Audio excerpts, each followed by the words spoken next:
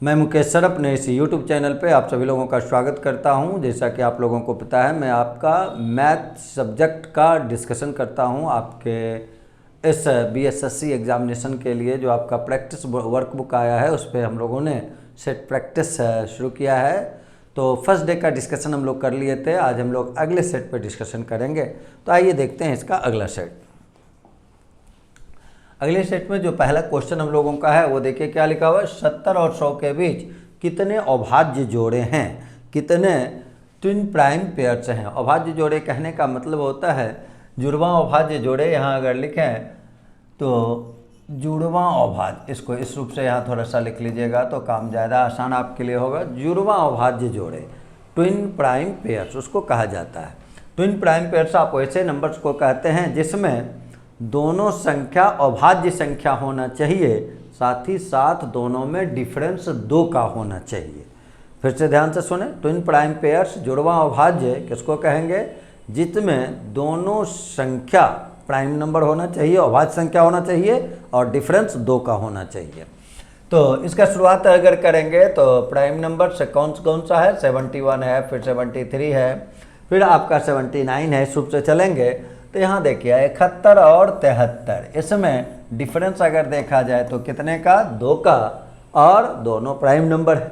लेकिन इसके बाद आप कहीं भी अगर जाएंगे, 73 के बाद अगर लेते हैं, जैसे सब और नंबर लें, 75 ले लेते हैं, 77 ले लेते हैं, 79 है, 81 है, 83 है, 85 है, 87 है, 89 है, 91 है, 93 है, 95 है, 97 है और 99 है।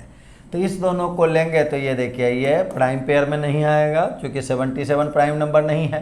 फिर इस दोनों में अब जब आप चलेंगे 79 81 तो 81 9 से कट जाता है तो ये भी नहीं हो पाएगा। यहाँ अगर देखें 81 83 में तो 81 के कारण ये पेयर भी नहीं आएगा।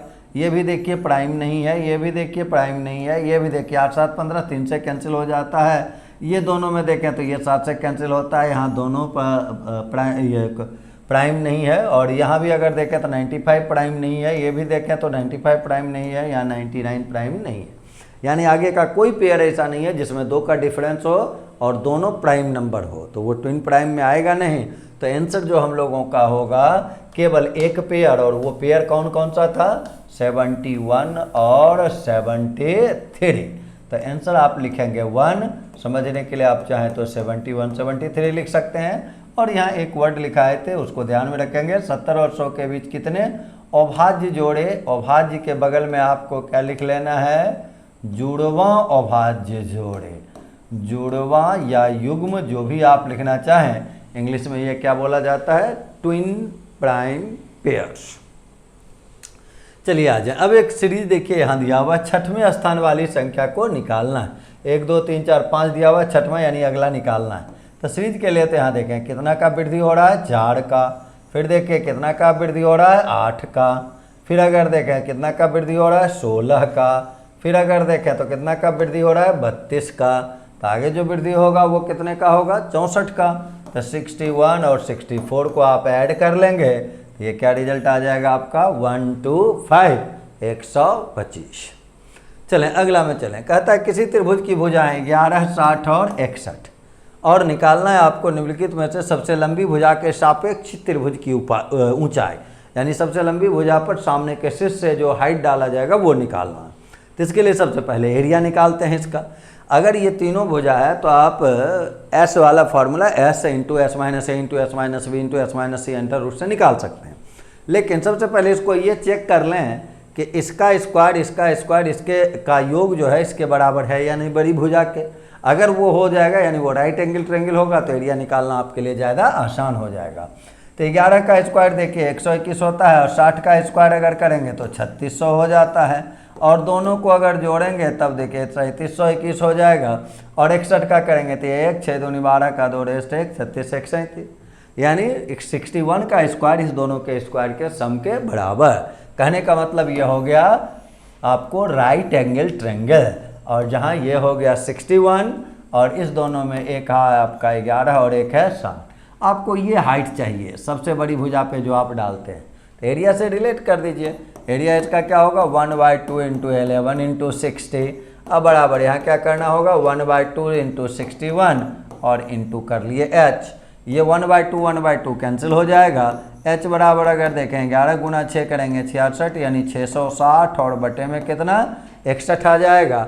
अब लगभग में मान निकालें इसका 61 से भाग लगाएंगे तो देखिए पहले कितना बार में, एक बार में लगाएंगे, 50 हो जाएगा तो फिर 0 हो जाएगा 500, यानी आंसर जो आपको आएगा अप्रॉक्स में अगर देखा जाए तो क्या मिलेगा 10.8 मीटर। आंसर हम लोगों का सी नंबर हुआ 10.8 मीटर। अगली क्वेश्चन में चलें। दो धनात्मक संख्या का डिफरेंस दिया हुआ है, एक द्वारा दूसरे को भाग देने पर भाज्यफल या भागफल जो भी लिखें वो 4। मान लें बड़ा संख्या अगर x ले लें, छोटा y ले लें तो x बटे y बराबर क्या दिया हुआ है 4 और x माइनस y बराबर भी 72। तो x के बदले यहाँ 4y हो जाएगा, तो 4y माइनस y बराबर 72 है, तो 3y बराबर 72, y का मान निकालेंगे 72/3 तो क्या आ जाएगा 24। अब 4y करेंगे x आ जाएगा, तो x का मान अगर निकाला जाए तो 24 और गुना 4 करेंगे तो ये देखिए क्या आएगा 96। तो हमको ये संख्या निकालना था, तो आंसर जो हम लोगों का आएगा देखिए क्या क्या आएगा 96 और 24, यानी आंसर हो जाएगा बी नंबर। 84 में चलें। कहता है एक ठोस तांबे के गोले का व्यास है 6 सेंटीमीटर। व्यास अगर 6 सेंटीमीटर तो रेडियस कितना होगा 3 सेंटीमीटर हो जाएगा। एक तार बनाया गया जिसका व्यास 0.2 यानी रेडियस क्या होगा 0.1 होगा। तो तार की लंबाई, तार का मतलब हुआ शेप कैसा है बेलनाकार। बेलन का क्या होता है जो लंबाई है उसी को आप हाइट ले सकते हैं। तो गोला को अगर पिघलाएंगे तो गोला का देखिए वॉल्यूम क्या हो जाता है 4/3 पाई r क्यूब। तो r क्यूब यानी यहाँ किसका क्यूब कर लेना है 3 का क्यूब बराबर सिलेंडर का क्या लेना है पाई r² h। तो r² जब करेंगे तो 0.1 का स्क्वायर करना है इंटू h, वही आप लंबाई यहाँ कह सकते हैं। तो यहाँ अगर हम लोग देखें तो पाई से पाई आपस में क्या हो जाएगा कैंसिल, तो 4 और गुना 1 3 को काटेगा 2 3 यानी 9 बचेगा बराबर यहाँ क्या लिख लेंगे 1/10 यानी 1/100 लिख लेंगे और इंटू में h कर लेंगे। तो h बराबर देखिए 9 गुना 4 कितना हो गया 3600। तो आंसर हम लोगों का 3600 जो है वो डाटा किस चीज़ में है सेंटीमीटर में, और सेंटीमीटर को अगर मीटर बनाना होता तो कितना से भाग देते 100 से, तब यहाँ आंसर में क्या आता मीटर। तो 0 0 कैंसिल होता और आंसर हम लोगों का नंबर है यानी क्या हो जाता 36 मीटर। चले प्रथम 10 अभाज्य संख्या का औसत है। तो सिंपल क्वेश्चन है, सिंपली आपको सबको जोड़ना है। अभाज्य संख्या किसको कहते हैं जो एक और अपने आप को छोड़कर किसी अन्य संख्या से पूरा नहीं करता है वही अभाज्य संख्या कहलाता है। तो शुरू से लेकर 10 को ले लेना है। तो हर संख्या का शुरुआत कहाँ से 2 से होता है।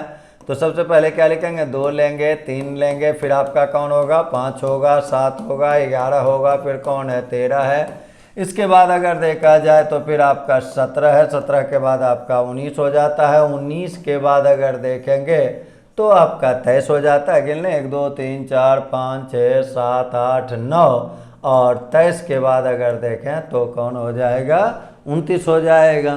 और बट्टे में नीचे क्या ले लेना है 10, 10 का निकालना है एवरेज, तो 10 से भागा लगाएंगे। मेन सबको तो जोड़ना है, जोड़ लें यहाँ से 9 3 12, 12 में 9 जोड़ेंगे 21, 21 7 28, 28 में 3 को जोड़ेंगे 31 और 1 देखिए 32 हो जाएगा, 32 में 7 को जोड़ेंगे तो 39, 39, 39 और 5 को जोड़ेंगे तो 44 हो जाएगा और 3 47 और 2 को करेंगे 49, तो इसके लिए 9 लिखाएगा। 4 आपका बचा हुआ रहेगा, 4 1 5 1 6 1 7 1 8 2 10 और 2 12, तो 129/10। एक अंक पहले आप डेसिमल डाल देंगे तो आंसर जो होगा वो क्या हो जाएगा 12.9। चलें अगले क्वेश्चन में अब हम लोग चलते हैं। कहता है दो संख्याएं तीसरी संख्या की तुलना में 50% और 90% कम है। तो 50% तो 100 में 50 घटाएंगे 50 होगा और 100 में 90 घटाएंगे तो 10 होगा।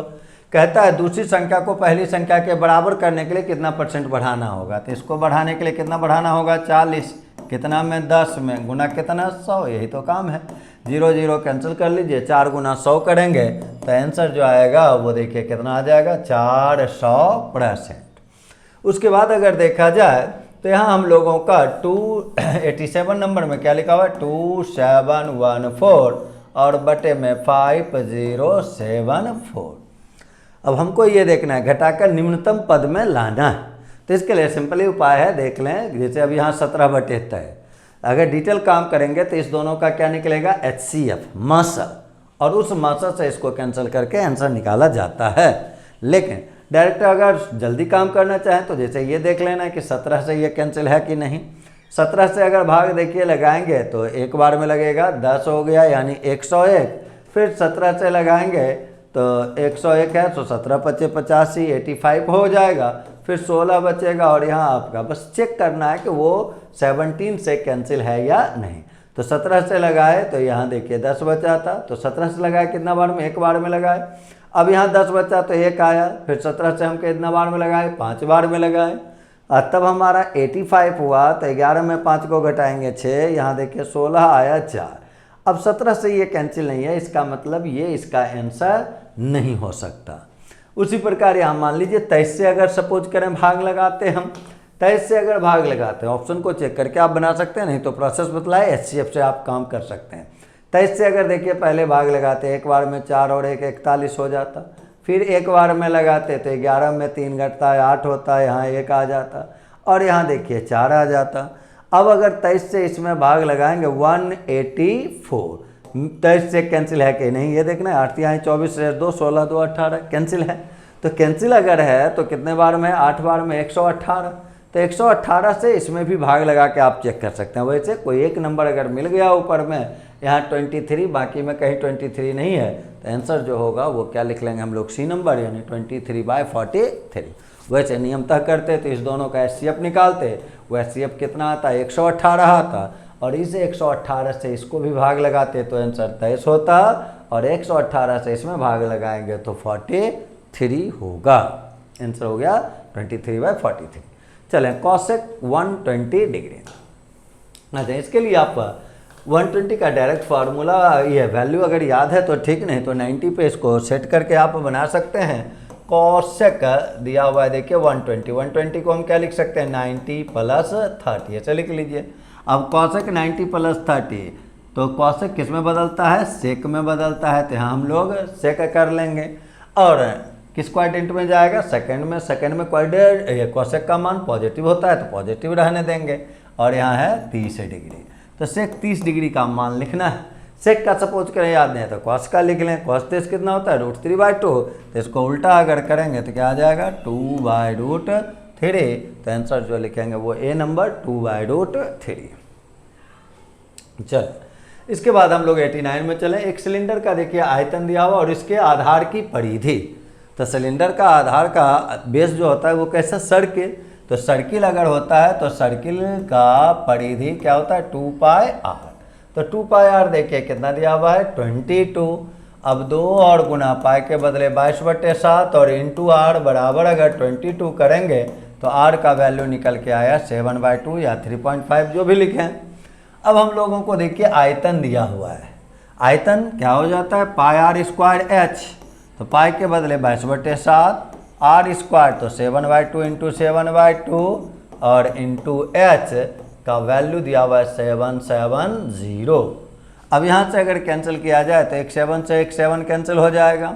7 से इसको आप 110 बार में कैंसिल कर सकते हैं, और 22 से इसको 5 बार में कैंसिल कर सकते हैं। तो h बराबर 5 × 2 10 × 2 यानी h जो निकला वो कितना निकला, 20। अब देख लें निकालना क्या हम लोगों को, वक्र सतह का क्षेत्रफल। तो सिलेंडर का कर्व सरफेस एरिया क्या होता है, 2πrh, और 2πr तो डायरेक्ट पता है कितना, 22, और h आप निकाल लिए कितना, 20। तो 22 × 20 कर लेंगे तो आंसर देखिए क्या आ जाएगा, 440 वर्ग सेंटीमीटर। चलें इसके आगे चलें।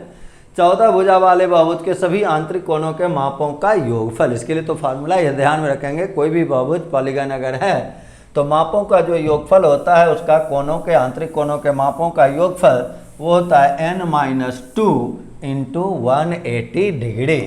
n - 2 × 180 degree. इतना ही तो काम देखिए करना है 90 नंबर में। तो इसके लिए n का वैल्यू कितना है, 14। 14 × 2 करेंगे 12, और गुना में कितना कर लेना है, 180। ये 0 हो गया, 36 रेस 3 हो जाएगा, 18 और 3 21, यानी आंसर जो लिखेंगे वो कितना लिखेंगे 2160 डिग्री। इसके आगे बढ़े, 29 लगातार समपूर्णांक का औसत 60 है, तो क्या कहना है सबसे बड़ा, बस ये है सम और विषम जब भी रहते हैं, 29 है उसमें ऑलवेज एक घटा दें तो क्या हो जाएगा 28 हो जाएगा, और 60 में 28 को अगर आप जोड़ते हैं तो आंसर जो मिलेगा वो कितना हो जाएगा 88। बड़ा के लिए जोड़ना है, छोटा के लिए घटा देना है। चलिए यहाँ हमको कहता है इतना को प्राप्त करने के लिए इतना में क्या जोड़ा जाना चाहिए, इसमें क्या जोड़ेंगे तो ये मिलेगा, ये हमको निकालना है, यानी इसमें इसको घटा केवल देना है। तो इसको अगर सॉल्व करेंगे तो देखिए ये क्या है 8x और माइनस कितना है 12y प्लस और क्या है 5x और प्लस में कितना है 20y, घटाना कितना है 10x, माइनस कर लीजिए, ये जो माइनस था यहाँ प्लस आ जाएगा 5y, यही आंसर हो जाएगा, उसी को घटा देना है।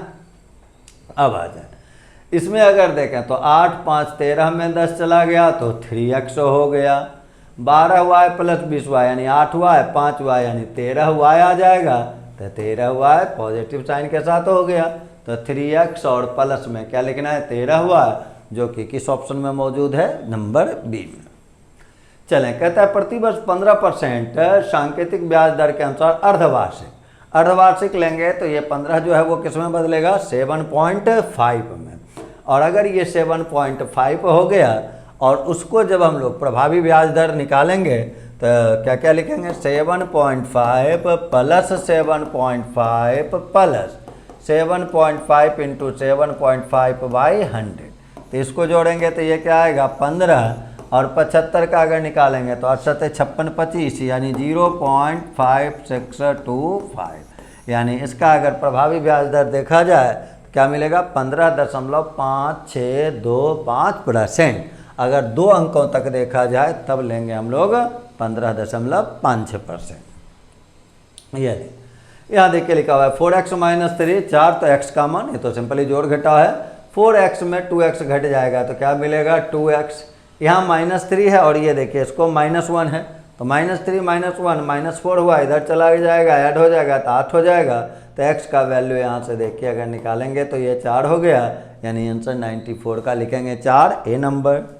इसके बाद अगर चलें तो 95 नंबर क्वेश्चन में हम लोग चलते हैं। 95 क्या कहता है, एक वस्तु पर 25% छूट पेशकर प्रोमो कार्ड लागू किया, 10% नगद वापस जीता, यानी एक बार भी 25% छूट है फिर 10% छूट है, तो 2 क्रमागत छूट के बदले एक छूट अगर लेते हैं तो क्या फार्मूला लगाते हैं x plus y minus XY by 100, तो 25 और 10 को जोड़ेंगे तो 35 हो जाएगा, माइनस 2.5 कर लेंगे, और 35 में जब 2.5 को आप घटाएंगे तो आंसर जो बनेगा वो क्या मिलेगा 32.5%, यानी बी नंबर ऑप्शन। चलिए अगला हम देखें, कहता है किसका वास्तविक और असमान मूल है, तो वास्तविक और असमान मूल किसका होता है, जिसका विवेचक डिस्क्रिमिनांट जो होता है, तो ये डिस्क्रिमिनांट का मतलब क्या हुआ b² minus 4ac greater than 0 होना चाहिए, तो b² करें -6 का स्क्वायर, अगर पहला ऑप्शन को चेक करें तो ये 36 माइनस 4ac, a है 3 और c है 2, तो 4 गुना 3 गुना 2, तो 4 3 12 दूनी 24, यानी ये 12 आया, और 12 जो है वो ग्रेटर देन क्या हो गया 0, ग्रेटर देन 0 हो गया, यानी मूल वास्तविक और असमान होगा, तो पहला इक्वेशन चेक किए वहीं ये चीज़ मिल गया, तो 96 का आंसर क्या हो जाएगा ए नंबर। अब आ जाए इसके आगे अगर हम लोग देखें क्या कहता है, एक त्रिभुज में उस कोण के विपरीत पक्ष की लंबाई 9 सेंटीमीटर है जिसका माप 30 डिग्री है, उस कोण के विपरीत पक्ष की लंबाई क्या होगी जिसका माप 60, तो एक एंगल 60 है, एक एंगल 30, 2 एंगल आपको दिया हुआ है, तो ये तय बात हो गया जो कि तीसरा एंगल होगा वो कितने का होगा 90 होगा। अब यहाँ सपोज करें ये 30 है और ये कितना है 60 है। अब देखिए कहता है विपरीत पक्ष की लंबाई 9 सेंटीमीटर है जिसका माप 30, तो 30 का सामने वाला जो है वो 9 है, और निकालना किसका है कि 60 के जो सामने है वो कितना है, यानी ये चाहिए हमको, इसको देखिए हम लोग x ले लेते हैं। अब किसी एंगल से चाहें इसी से 30 से ही अगर निकालते तो ये इसके लिए लंब होगा परपेंडिकुलर और ये बेस होगा, तो ये किस में आता है, टेन में, तो टेन 30 डिग्री बराबर क्या लिख सकते हैं आप, 9/x। टेन 30 का मान होता है 1/√3 बराबर करेंगे 9/x, तो x बराबर क्या रिजल्ट आ जाएगा, 9√3। तो आंसर जो हम लोग लिखेंगे वो लिखेंगे 9√3। चलें अगले क्वेश्चन में चलते हैं 98 नंबर में। 98 नंबर क्वेश्चन जो है हम लोगों का वो देखिए एक प्रॉफिट लॉस का क्वेश्चन दिया हुआ है, जिसमें कहता है एक थोक व्यापारी खुदरा व्यापारी को एग्री 37% लाभ पर और खुदरा व्यापारी ग्राहक को 25% हानि पर, ग्राहक को इतना रुपया में भुगतान है, तो थोक व्यापारी की लागत कीमत, थोक व्यापारी की लागत कीमत अगर x ले लें आप, तो बस ये काम करना है, 37% लाभ पे बेचेगा तो क्या लिखेंगे 137/100, और फिर वो 25% हानि दे रहा है तो क्या लिखेंगे 75/100, और बराबर में तो दिया हुआ है 2620.125। इसी को कैलकुलेट करना है और आंसर आपको निकालना है। यहाँ से x बराबर अगर हम लोग अब निकालें तो ये देखिए क्या क्या, इसको आप चाहें तो 3 और बटे में क्या लिख सकते थे, 4 लिख सकते हैं। ये 100 जाएगा तो 26, 20, 12.5 और गुना 4 बटे में आप यहाँ क्या करेंगे 137 और गुना में 3, इस रूप से आप लिखेंगे। 4 से इसको अगर गुना किया जाए तो 4 पचे 20, 0 गायब हो जाएगा, 2 बचेगा, 8 2 10 का 0, रेस्ट 1 बचेगा, 4 और 1 5, फिर यहाँ 0, 4 गुना 2 8, 6 गुना 4 24, रेस्ट 2 होगा, 8 2 10 हो जाएगा, और बटे में देखिए 137 गुना 3, या तो गुना कर लें 7 या 21, रेस्ट आपका जो होगा 39 और 2 कितना हो जाएगा 40। भाग अगर लगाएं तो सबसे पहले देखिए कितना बार में भाग लगा सकते हैं, 2 बार में, 4 तिहाई 12 ज़्यादा हो जाएगा, यानी 3 वाला तो नहीं आएगा। अप्रॉक्स करके अब आप काम कर सकते हैं, जैसे ये 10,000 है, यहाँ अगर हम लोग देखें तो 25 से करेंगे, 25 गुना 4 100 होता है, उससे ज़्यादा है, लेकिन 26 गुना 4 करेंगे तो 24 वाला तो आंसर देखिए होगा नहीं, क्योंकि 25 गुना 4 कितना हो गया 100 हो गया, तो उससे ज़्यादा होगा, तो ये दोनों में से कोई एक ऑप्शन होगा। तो आंसर हम लोग उसको कैलकुलेट करके भी 400 लगाते भी देखिए, तो 2 बार में अगर लगाते तो कितना आ जाता, 802 आ जाता। तो 1048 में अगर आप 802 को घटाते हैं तो यहाँ 46 यानी कितना बचेगा 246 बचेगा, इस पे 0 आएगा। अब 4 से अगर भाग लगाया जाए तो फिर देखिए कितना बार में, 6 बार में 24। तो जैसे ही 2 और 6 क्लियर हुआ तो आंसर हम लोग लिखे यहाँ कितना 2692। आइए इसका हम लोग फिर से कैलकुलेशन देख लेते हैं। कैलकुलेशन इसका क्या होगा, एडजैक्ट 137 यहाँ है, थोड़ा बहुत कैलकुलेशन में यहाँ फिर से मिला लें, कैंसिल करने में 4 गुना करेंगे लगभग 100 है, तो ये 100 अगर है 25 गुना 4 यानी इसको करेंगे तो ये आपका आएगा देखिए कितना, ए नंबर आएगा आंसर। आंसर फिर से लिखेंगे, आंसर आ जाएगा ए नंबर। यहाँ से करेंगे 4 गुना 25, या बारी बारी से वो आप भाग लगा सकते हैं इसको, नहीं तो इसको गुणा करके चेक कर सकते हैं। इसका कैलकुलेशन जो हम लोगों का होगा वो कितना हो जाएगा 2550। चलिए इसके बाद अगर हम लोग देखें, कहता है रसिका और समी की वर्तमान आयु का अनुपात 7:5, 17 वर्ष बाद। ऐसे आप एक्स मान के भी इस पे काम कर सकते हैं, लेकिन इसका एक शॉर्ट मेथड देखिए बता देते हैं। ये 7 है, ये 5 है, ये 12 है और ये 11 है। कहता है रसिका की वर्तमान उम्र यानी पहला का, केवल टाइम डिफरेंस यहाँ देखना है, कितने का है 17 इंटू रसिका का यानी पहला आदमी का पूछा तो पहला वाला से गुना कीजिए, दूसरा का पूछा तो दूसरा वाला से गुना कीजिए। तो पहले रसिका का पूछा तो हम लोग यहाँ गुना 7 कर लेंगे, इंटू यहाँ जो भी रेशियो में देखिए नीचे वाला रेशियो में जो डिफरेंस है इससे गुना कर देना है। तो गुना कितना से करेंगे 1 से। अब नीचे आ जाए, नीचे के लिए क्या करना है, क्रॉस प्रोडक्ट का डिफरेंस लेना है। तो 11 गुना 7 77 होता है, 12 गुना 5 60 होता है, तो 77 माइनस 60 करेंगे, ये 17 होगा। 17 17 आपस में कैंसिल हो जाएगा और आंसर जो हम लोगों का आएगा वो कितना आ जाएगा 7 वर्ष। अब आ जाए अगला 100 नंबर क्वेश्चन देखें। 10a + b बराबर x है, x का मान चाहिए। तो 10a + b ये तो फार्मूला है, फार्मूला है आप जानते हैं। 10a + b का फार्मूला अगर देखा जाए तो क्या होता है 10a + 10b, 10a + 10b और बटे में 1 माइनस 10a इंटू 10b। अब देख लेना है कि ये किस ऑप्शन में दिया हुआ है, तो 10a प्लस 10b बटे 1 माइनस 10a इंटू 10b, देखिए सेकेंड ऑप्शन में है, तो आंसर हम लोगों का हो गया बी। तो इस रूप से 100 तक का हम लोग सारे क्वेश्चन का बारी बारी से डिस्कशन किए। हम लोग फिर अगले क्लास में सेट 3 में मिलेंगे और उसका डिस्कशन क्लास जारी रहेगा हम लोगों का। धन्यवाद।